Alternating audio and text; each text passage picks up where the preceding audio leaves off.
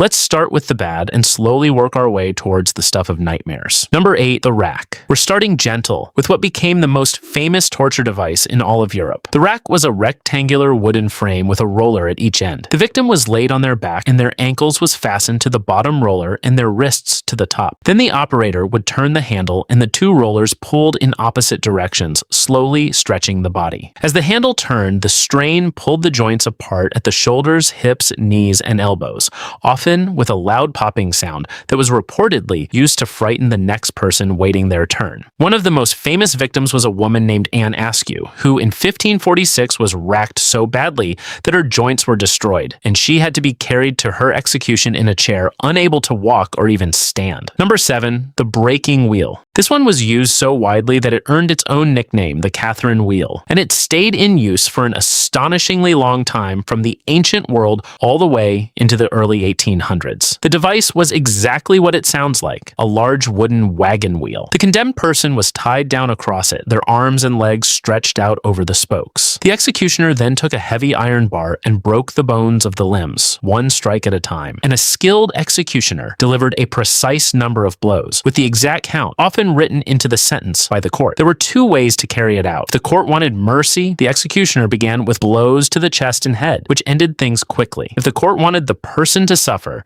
they started at the legs and worked slowly upward, and a victim done this way could stay alive and conscious for hours, sometimes a full day. After the breaking, the shattered limbs were threaded through the spokes, and the wheel was raised up on a tall pole and left standing in public, often with the person still alive on it, exposed to the crowd and the weather. Number 6, thrown to the beasts. Ancient Rome turned a public execution into mass entertainment, and one of its most popular events had an official legal name, damnatio ad bestias. The condemned, who were known as the Noxi, were usually criminals, prisoners of war, or people that the state simply wanted gone. They were led out into the middle of a packed arena, unarmed, in front of tens of thousands of spectators, and then wild animals were released to kill them. These were not tamed animals. Rome shipped lions, leopards, bears, and other predators from across the empire, and they were deliberately starved beforehand to make sure they attacked. Over the centuries, it became one of the most common forms of execution in the entire empire. Number 5, the sack. It starts off simple before turning into something genuinely strange. In Roman law, one of the most unforgivable crimes was parricide, the murder of your own father or a close blood relative, and Rome decided a normal execution just wasn't fitting for it. So they created a special punishment called the poena cullei, the penalty of the sack. The condemned was sewn up inside a large leather sack and thrown into a river or the sea to drown. But over the time, the Romans added something to it. Along with the person, they began sealing live animals inside the sack. The classic version included a dog, a rooster, a snake, and a monkey. Historians still argue about why those four, with some believing each animal carried a symbolic meaning tied to the crime, though no one can say for certain. Number 4, execution by elephant. For well over 1,000 years across India, Sri Lanka, and much of Southeast Asia, one of the most feared executioners was not a person at all. It was a trained war elephant. The method was used by many rulers, and it was especially common in the Mughal Empire, where European travelers witnessed it firsthand and wrote detailed accounts of what they saw. What made the elephant so terrifying was the level of control. On command from a handler, an elephant could end a life instantly, crushing the condemned in a single motion. But the very same elephant could also be commanded to do it slowly, breaking the limbs one at a time and drawing the whole thing out for the crowd, depending entirely on what the ruler wanted. The practice continued for centuries and was only stamped out in the 1800s under British colonial rule. Number 3, flaying. Flaying is the removal of a person's skin, and the ancient civilization most tied to it is the Assyrians, who built one of the first great empires in history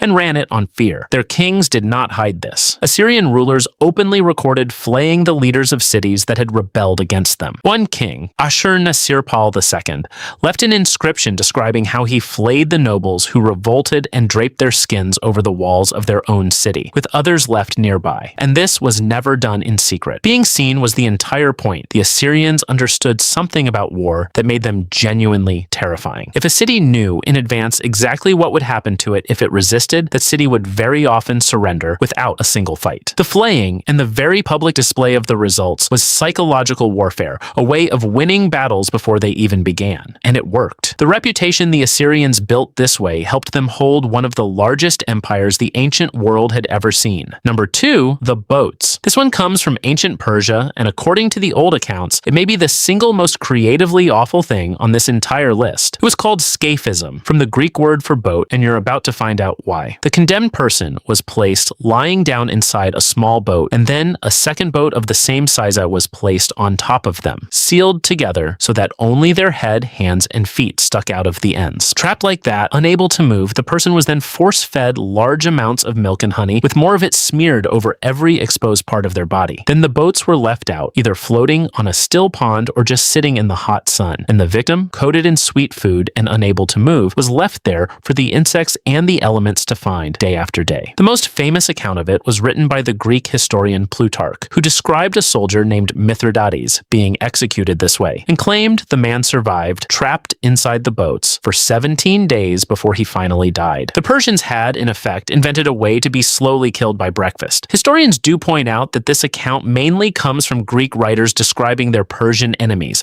so it may have grown in the telling. Number 1, the brazen bull. And here it is, the one that takes the top spot, not just for how horrible it was, but for the story attached to it, which is one of the darkest and most fitting in all of history. Picture a life-sized bull cast entirely out of solid bronze, hollow on the inside, with a door built into its side. This was made in ancient Greece in the Sicilian city of Acragas around 2,500 years ago for a ruler named Phalaris, a tyrant with a reputation for cruelty even by the standards of his time. The way it worked was that a person would be locked inside the hollow bronze bull and a fire would be lit underneath it. The bull, being metal, would slowly heat up and the person trapped inside would be roasted alive within it. The bull's head was fitted with a system of pipes and tubes designed so that the screams of the person inside would travel through them, get distorted, and come out of the bull's mouth, sounding like the bellowing of a real angry bull. The man who designed it was named Perios, and he built it hoping to impress Phalaris and earn a reward. He proudly demonstrated the screaming bull sound feature to the tyrant. So Phalaris, delighted, asked Perios to climb inside and make the sound himself, just to prove it worked. The moment he was inside, Phalaris had the door shut and the fire lit, making the inventor the very first person to test his own creation. The accounts say he was dragged out before he died, only to be thrown off a cliff instead. And if there is any justice in ancient history at all, it's in how it ended. Years later, when Phalaris was finally overthrown,